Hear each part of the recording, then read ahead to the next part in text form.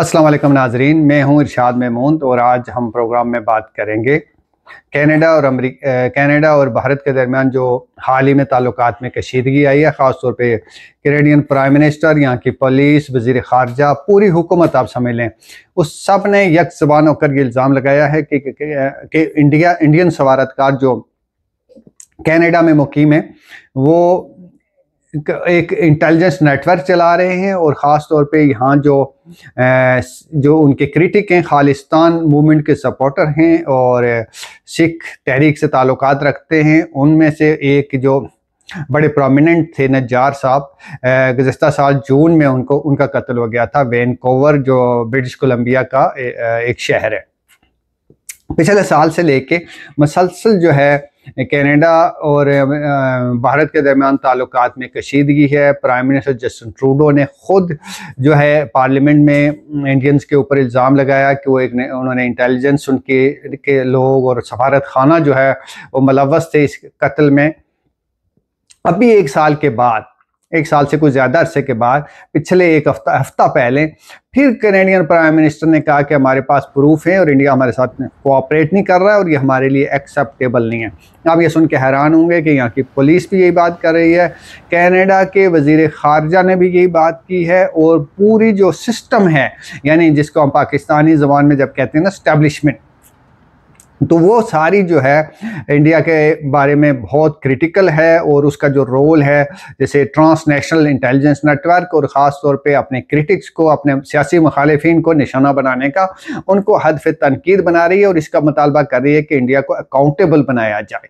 इसके नतीजे में इंडिया की तरफ से क्या रद्द अमल है? इंडिया एक पूरा स्टेट ऑफ डिनाइल में है मुकम्मल तौर पर, और वो इन बातों को कोऑपरेट करने के बजाय, तस्लीम करने के बजाय और अपनी इस्लाह करने के बजाय जो है वो इस सारे मामले से इनकारी है। और टिट फॉर टैट के तौर पे उन्होंने भी कैनेडियन से ताल्लुकात अपने डाउनग्रेड कर दिए हैं और कनाडा के बहुत सारे सफारतकारों को निकाल दिया है। और कैनेडियन प्राइम मिनिस्टर को ख़ास तौर पे इंडियन मीडिया और हुकूमत टारगेट कर रहे हैं कि उन्होंने कनाडा के साथ भारत के साथ ताल्लुकात को ख़राब किया। लेकिन हकीकत यह है कि India first time in the history इस तरह से रंगे हाथों पकड़ा गया। पहले पाकिस्तान कहता रहता था, बांग्लादेश भी कहता था, और भी मुल्क कहते रहते थे कि इस तरह के कोवर्ट ऑपरेशंस हमारे मुल्कों में करते हैं।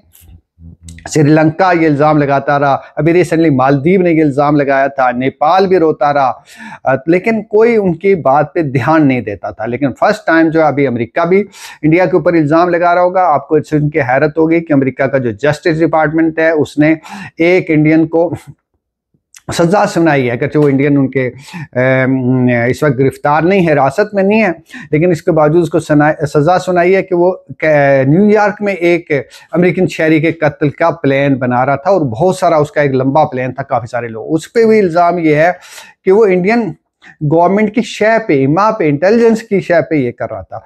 तो इंडिया की जो मौजूदा मोदी गवर्नमेंट है उसने इंडिया को एक बहुत ही मुश्किल पोजीशन में डाल दिया, जो कि कनाडा हो या अमेरिका हो, ये इंडिया के बहुत ही गहरे दोस्त है, स्ट्रेटेजिक पार्टनर हैं। ये इंडिया को उबार रहे हैं, इसकी इकोनॉमी को उबार रहे हैं, इसके इंटरनेशनल इमेज को उबार रहे थे। और इनका एक ही मकसद था कि हमने इसको चाइना के खिलाफ खड़ा करना, क्योंकि डेमोक्रेसी है, रूल ऑफ लॉ है, वहाँ जमहूरियत है, इस तरह की बहुत सारी बातें। और कनाडा को और ये सारे मुल्क जो इंडिया को चाहते थे कि आगे ये यूएन सिक्योरिटी काउंसिल का भी मेंबर बने। इसका एक इंटरनेशनल रोल दुनिया देख रही थी, लेकिन ये एक ऐसा इकदाम मोदी गवर्नमेंट ने किया है जिसकी वजह से मैं समझता हूँ कि उनकी जितनी मेहनत थी उसको, अगर मैं ये ना कहूँ कि केक राय पे पानी फिर गया तो शायद ज़्यादा हो, लेकिन एक मेजर डेंट पड़ा है।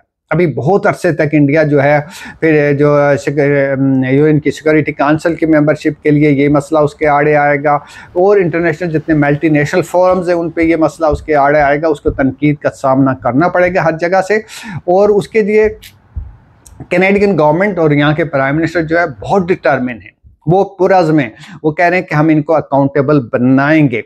मैं अपने ज़ाती एक्सपीरियंस के बुनियाद पे ये कह सकता हूँ कि बहुत अरसे से इंडियंस के अंदर जो हॉस्टाइल एलिमेंट थे, जो खास तौर पे जो उसकी इंटेलिजेंस में और फौज में और दूसरे जो उनकी यही पॉलिसी थी अग्रेसिव कि जी हम घुस के मारेंगे। मोदी ने इसको एक जैसे एक फ्रेज़ दी है कि जी हम घुस के मारेंगे। तो उन्होंने पाकिस्तान में ऐसे ऑपरेशंस किए और दूसरे ममालिक में किए। ज़ाहिर है वो ममालिक उस तरह से रिस्पॉन्ड नहीं कर सके जैसे कनाडा कर रहा है या दूसरे मुल्क कर सकते हैं, तो उनको और हिलाशेरी मिली और उन्होंने ये अपना नेटवर्क पूरी दुनिया तक फैला दिया। अब जो इंडिया का इमेज था इंटरनेशनली वो बुरी तरह मुतासर हुआ है। फर्स्ट टाइम जो अमेरिकी अखबारात में, कैनेडियन अखबारात में, यूरोपियन अखबारात में उनके खिलाफ जो इस तरह के मज़ामीन और आर्टिकल्स और डॉक्यूमेंट्रीज़ और फिल्में और क्लिप्स और सोशल मीडिया पे भी ये चीज़ें आ रही हैं कि इनको अकाउंटेबल हमने बनाना है। सेकेंडली, इंडिया का जो ये इमेज था कि ये रूल बेस्ड सोसाइटी है और डेमोक्रेसी है, वो भी पूरी तरह एक्सपोज हुआ है। और इन ममालिक को खासतौर पे कैनेडियन इस बात पे हैरत ज़दा हैं और अमरीकी भी कि भाई एक दोस्त मुल्क हो के, एक शराकतदार होकर भी हमारे मुल्क के अंदर न सिर्फ इंटेलिजेंस में मुलव्वस है बल्कि हमारे ही शहरियों को निशाना बना रहा। तो ये ममालिक अपने शहरियों को निशाना बनाने वाले की कभी भी इजाज़त नहीं देती। अपने शहरियों के बारे में बहुत सेंसिटिव है, उनकी हिफाजत के बारे में न सिर्फ अपने मुल्क के अंदर बल्कि अपने मुल्क के बाहर भी उनकी हिफाजत को यकीनी नहीं बनाते। तो मैं ये देख रहा हूं कि अगले 5-10 साल तक कनाडा और अमेरिका के दरमियान ताल्लुकात में कोई सुधार आने वाला नहीं है, क्योंकि ये एक इंस्टीट्यूशनल वेनम क्रिएट हो जाता है। और फिर कनाडा के जो यहाँ बहुत सारे शहरी 12-13 लाख लोग हैं, जिनमें तो 8 लाख से ज़्यादा यानी 2% सिख हैं, बाकी और भी इंडियन हैं और इंडियन स्टूडेंट्स भी यहाँ कोई 3 लाख के करीब हैं।